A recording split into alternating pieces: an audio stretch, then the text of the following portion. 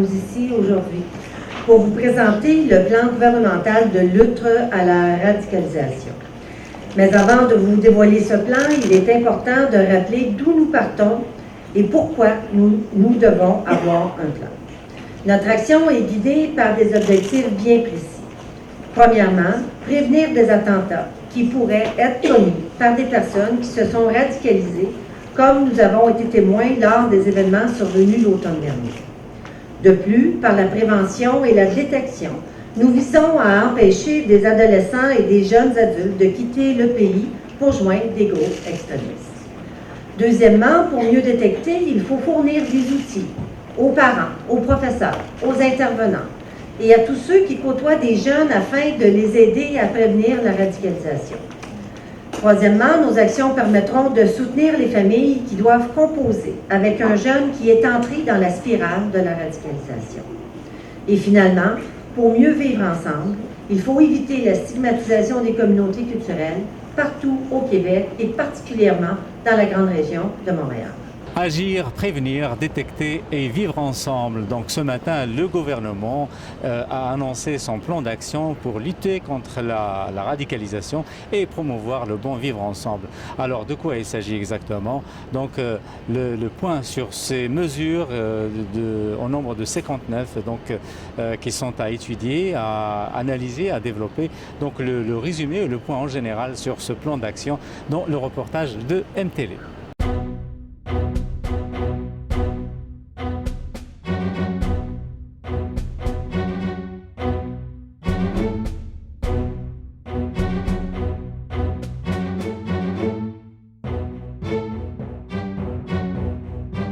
Madame la ministre, est-ce que vous pouvez nous résumer un petit peu le plan d'action gouvernemental pour la lutte contre la radicalisation?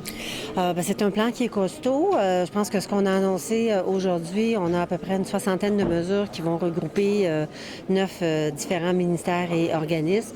Ce qui est important de préciser, c'est que la lutte à la radicalisation, c'est toutes les formes de radicalisation qu'on a annoncé aujourd'hui, un partenariat entre le gouvernement du Québec et le Centre de prévention à la radicalisation de Montréal. Donc, le maire avait fait l'annonce un peu plus tôt au printemps et là, on annonce que nous allons participer financièrement à la mise sur pied du centre.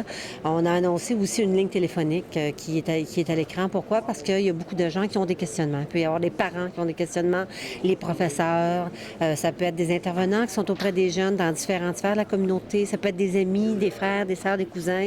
Donc, je pense que c'est important de répondre aux questions parce que présentement, souvent, on ne sait pas trop, est-ce qu'un jeune est en train de se radicaliser? Qu'est-ce que je fais? Bon, il n'y a pas d'outils, les parents sont démunis, les amis aussi, les professeurs, donc il y aura de la formation auprès des différents intervenants, mais il y a aussi cette ligne téléphonique où ce sera des travailleurs sociaux ou des personnes qui sont vraiment spécialisées, qui vont pouvoir répondre aux questions, regarder les différents facteurs et on va réorienter au bon endroit les personnes qui vont appeler. Évidemment, moi, je pense que la veille sur les médias sociaux aussi, c'est important parce que souvent, un jeune peut aller à même son ordinateur, aller se radicaliser. Donc, il y aura une veille sur les médias sociaux qui sera exercée par les services policiers. Ça prend plus de formation aussi pour les policiers parce qu'on ne peut pas commencer à faire du profilage. On comprend que les questions sont délicates. Il faut être capable de travailler sur les bons facteurs. Donc, évidemment, c'est un plan qui est assez costaud, qui est en constante évolution. Vous savez, je dirais que la radicalisation ici au Québec, c'est un phénomène qui est nouveau. On a beaucoup regardé ce qui se passe ailleurs, ce qu'eux ont fait, ce que nous, on doit faire aussi. Et évidemment, on s'est inspiré en partie de ce que la France et la Belgique, Londres font, bien que nos réalités soient différentes.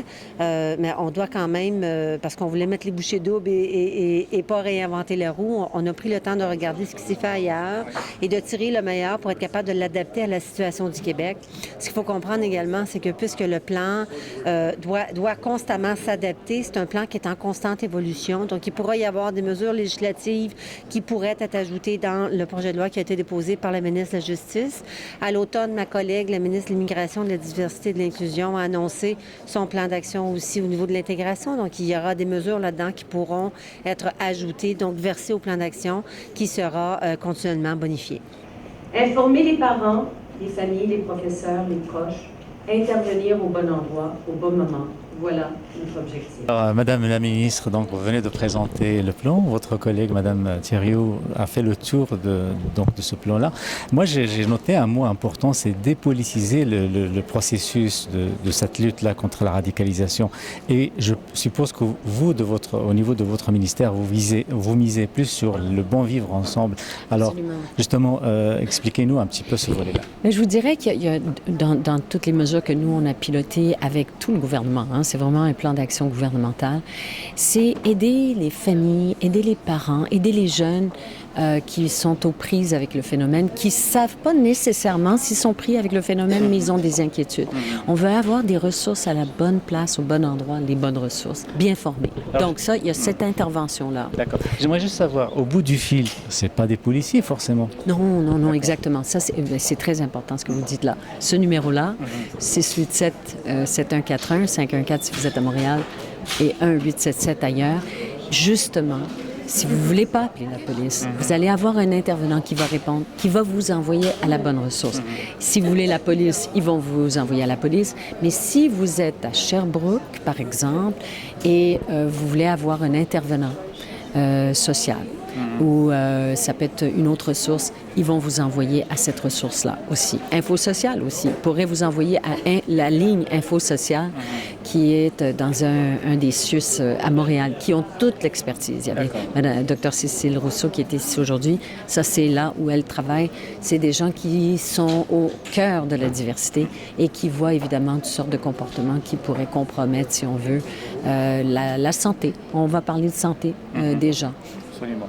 Donc, est-ce que vous êtes confiante en présentant ce plan-là? Ben oui, moi je vous dis, la section Vivre ensemble, ça va être pour moi. Tout le reste, oui, mais ça, c'est vraiment la partie où le Midi va développer le vivre ensemble, mais avec les communautés, toutes les communautés. C'est là qu'il y a une convergence avec notre autre plan d'action qui va venir, qui est vraiment pour tout le monde. C'est comment créer ces espaces de dialogue, comment faire en sorte que les gens ne se méfient pas des uns des autres, qu'il y ait une connaissance. Donc, tout ce plan-là, cette partie-là, on a mis les pistes, il y a 9 mesures. La Commission des droits de la personne aussi joue un rôle important. Parce qu'on a le message qu'on a entendu des communautés, c'est que ils s'inquiètent de, politiser ou policiser. Ils veulent juste avoir un endroit où ils se sentent sécures. Alors, on leur fournit tout ça avec une institution qui est indépendante, justement, la Commission des droits de la personne. Alors, ce morceau-là, c'est à faire ensemble. Nous continuerons à travailler ensemble pour aider nos jeunes, nos familles. Nous allons travailler ensemble pour renforcer le sentiment d'appartenance et assurer que la pleine participation de tous et chacun à la société québécoise. Nous allons continuer à bâtir une société moderne, pluraliste et inclusive.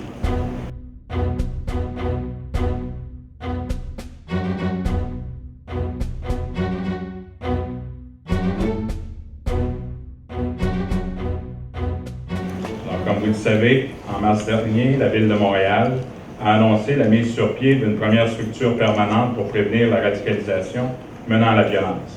La création d'un tel centre de prévention est une première du genre en Amérique du Nord. Nous sommes donc à la fois très heureux que le gouvernement du Québec ait accepté de se joindre à cette initiative et très fiers de voir que l'expertise de Montréal pourra contribuer à l'ensemble du Québec. Le centre, je le rappelle, a pour principal mandat de favoriser les actions préventives et de contrer l'endoctrinement aux idéologies qui mènent à la violence. Il a également pour mandat d'accompagner les familles et les proches d'individus radicalisés ou en voie de l'être. Mais la deuxième, c'est qu'est-ce qu'on fait si on est capable d'avoir un jeune, de le sortir de cette radicalisation-là, qui a vécu ce phénomène de radicalisation. Donc, on a des intervenants et des gens qui vont, permettez-moi l'expression, déprogrammer et travailler dans un contexte de réinsertion. En tant que membre écouté et dynamique au sein des communautés musulmanes, donc vous avez pris part aujourd'hui, ce matin, de ce plan gouvernemental de lutte contre la radicalisation. Qu'est-ce que vous en pensez? Disons que je pense que c'est un bon début. Il faut voir d'abord et avant tout ses côtés positifs. C'est un bon début. Certainement, il y aura énormément de travail à faire. C'est également très positif d'avoir un centre qui est ouvert, qui est dédié, qui est non politique, non policier, capables d'aider, parce que le plus important, c'est d'aider nos jeunes, c'est d'aider ces enfants qui sont dans un cheminement et qui malheureusement finissent par détruire les liens de la famille et s'envoler vers d'autres lieux, ou alors commettre des actes peut-être un peu répréhensibles. Donc c'est important. C'est une bonne nouvelle que la ville ait réussi à intégrer le gouvernement dans son projet et que cela va se faire. Bon, bien entendu, ça c'est toujours le côté positif. Il va falloir adresser d'autres côtés, il va falloir impliquer, je pense, beaucoup plus activement la communauté et également regarder à ce que le financement soit soutenu et maintenu, parce que ça prend quand même beaucoup de ressources pour pouvoir faire des choses importantes. Et je crois aussi qu'il est important d'adresser toute la stigmatisation qui a lieu par rapport à cela. Parce que la communauté arabo-musulmane, malheureusement, sur toutes les mesures qui sortent, sur toutes les actions qui sont mises, est mise de l'avant comme la première victime. Et j'espère voir dans tout ce qui est le contre-discours haineux et le travail contre l'islamophobie, que quelque chose de bien, de grandiose sera fait par le gouvernement également pour aider cette communauté à ne pas sortir stigmatisée de tout cet exercice-là. Tout ce qui se passe à Montréal depuis janvier, on sait qu'il y a des liens entre les jeunes, il y a des grappes, il y a des communications qui s'établissent entre eux, et il y a des noms qui reviennent souvent, notamment au Collège Maisonneuve, le centre à Saraba. Qu'est-ce que vous pensez de ce qui se passe en ce moment, là, du fait justement du niveau d'organisation de ces jeunes-là, du fait qu'ils semblent tous se connaître, être interreliés entre eux? Qu'est-ce qu'on en pense? Vous avez un plan aujourd'hui. Il y a une réalité, on fait preuve de vigilance. On a deux responsabilités comme gouvernement, comme partenaire. La première, c'est d'assurer l'ouverture, assurer un meilleur milieu de vie, prendre des décisions pour assurer la quiétude des gens. Dans un deuxième temps, il y a une réalité de vigilance qui nous permet justement de poser certains gestes. Mais ça, c'est tellement complexe qu'il ne faut pas partir en peur, il ne faut certainement pas baser ça juste sur une émotion. Donc, il est essentiel que ce soit factuel. Donc, il y a un travail qui se fait, il y a un travail qui s'est fait du côté de la Ville de Montréal, du côté aussi de l'Union des municipalités du Québec et tout ça, puis il y a un leadership qui a été assumé également par le gouvernement du Québec. Donc, il y a des phénomènes qui existent depuis très longtemps. La réalité du terrorisme, aujourd'hui, on parle de loup solitaire. Le loup solitaire, c'est pas une orchestration, c'est une impulsion. Où est la source de cette impulsion? Alors, c'est le genre de choses qu'on travaille tant au niveau du plan qu'au niveau du centre de prévention contre la radicalisation. Et dernier point, le fait qu'il y ait une vigilance, une vigie au niveau des médias sociaux, on a besoin aujourd'hui d'avoir une stratégie pour les outils de communication, quels qu'ils soient, pour aller à la source, et en anglais, on dit de faire un outreach, de trouver une façon d'atteindre les gens pour donner un deuxième côté à la médaille, pour pas que les gens, quand ils voient ça, ils pensent que c'est la vérité, puis c'est comme ça que ça fonctionne. Donc, c'est un travail de tout instant. C'est pas une affaire de la police, c'est pas une affaire du gouvernement, c'est une affaire de tous. Et la première étape, c'est l'intelligence, c'est d'avoir des données. Donc, nécessairement, quand on voit un changement d'attitude dans notre entourage, il faut assurer d'avoir un point de chute pour que les gens puissent dire qu'est-ce qu'on doit faire avec ça. Et c'était le but du centre de prévention. Là, on dirait que c'est plutôt la voie de la haine et de cette stigmatisation-là qui a le dessus. Comment est-ce que vous pensez qu'en travaillant de concert avec le gouvernement et avec tous les intervenants au sein des communautés musulmanes en particulier, pourrait faire valoir la voie de la raison et de la sagesse? Mais je pense qu'il faut d'abord être raisonnable et sage. Nous sommes une communauté qui a beaucoup de problèmes. Aujourd'hui, le gouvernement met quelque chose en place. Ça ne satisfera pas les gens, c'est certain. Certaines mesures sont tièdes, certaines mesures vont peut-être avoir même des effets pervers, mais nous devons prendre la main qui nous est tendue et nous devons nous impliquer. Et corriger aussi, parce que le gouvernement a expliqué que c'est évolutif, c'est modifiable. Absolument. Et si ce que nous voyons, nous n'aimons pas, nous pouvons intervenir pour faire corriger. Et nous pouvons également développer un certain nombre d'actions de notre part, parce que la communauté ne peut pas tout mettre sur les bras du gouvernement. Et au sein de cette communauté-là, que faisons-nous aujourd'hui? Très souvent, nous jouons à l'autruche. Chaque fois qu'on va élever la problématique de la radicalisation des jeunes, on va se sentir pointé. Mais ce sont nos jeunes qui sont en train de partir. Et il faut se lever. Et comme je disais à certains intervenants, une partie de la solution, c'est avec les familles, c'est avec les religieux, c'est avec la communauté, c'est avec les gens de ces cultures-là. Et il va falloir pas simplement les impliquer, mais il va falloir qu'on arrive à se mobiliser également pour faire partie de la solution de façon plus active. Montréal, c'est une mosaïque.